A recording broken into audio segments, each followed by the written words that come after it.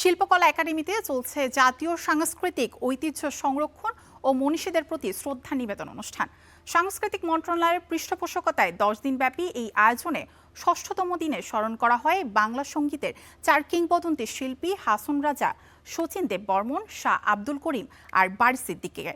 এ সময় সংগীতের বাণী ও সুর অকৃত্রিম রেখে সংরক্ষণ ও প্রচারের আহ্বান জানান উপস্থিত বাউল শিল্পীরা। বেদনার বাঁশিওয়ালা বারী সিদ্দিকীর এই সুরে কান পেতে আজও উদাস হয় সঙ্গীত প্রেমীদের মন।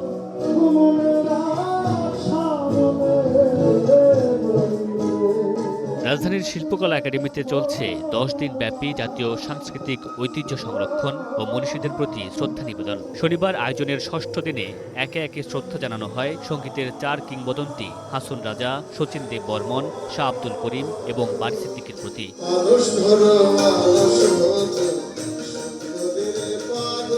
শিল্পীদের প্রতি এই শ্রদ্ধা নিবেদন অনুষ্ঠানে অংশ নিতে সুনামগঞ্জ থেকে আসেন শাহ আব্দুল করিমের ছেলে শাহ নূর জালাল। এমন উদ্যোগের জন্য আয়োজকদের প্রতি কৃতজ্ঞতা প্রকাশ করে তিনি বলেন, কেবল স্মরণ করা নয়, শিল্পীদের রয়্যালটি প্রদানের বিষয়েও সচেতন হতে হবে সংশ্লিষ্টদের।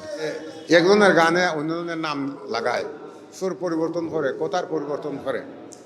তে আপনার যেভাবে জমি বাড়ি আছে আপনি রেজিস্ট্রি করে রাখেন, এটা হলো মেধাসত্তা। আপনার গান, আপনার কবিতা, গল্প, উপন্যাস এগুলোও আপনি কপিরাইটের মাধ্যমে রেজিস্ট্রেশন করে রাখার দরকার।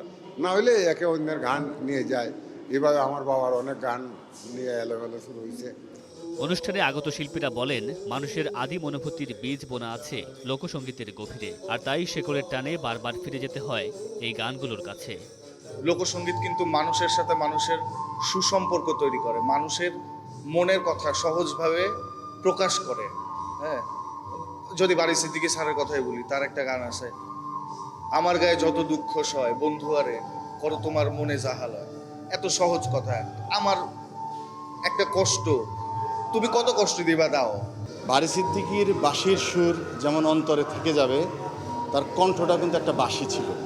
বাঁশি বাজাইতে বাজাইতে বাঁশির সাথে যে আলিঙ্গন হয়েছে তার, সেই আলিঙ্গনের থেকে আত্মার সাথে যে সুরটা বেরোইছে, সেজন্য বারী সিদ্দিকী আজীবন টিকে থাকবে।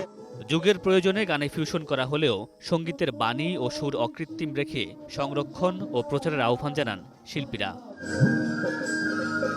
মামুনুর রশীদ পনেল, স্টার এন্টারটেইনমেন্ট।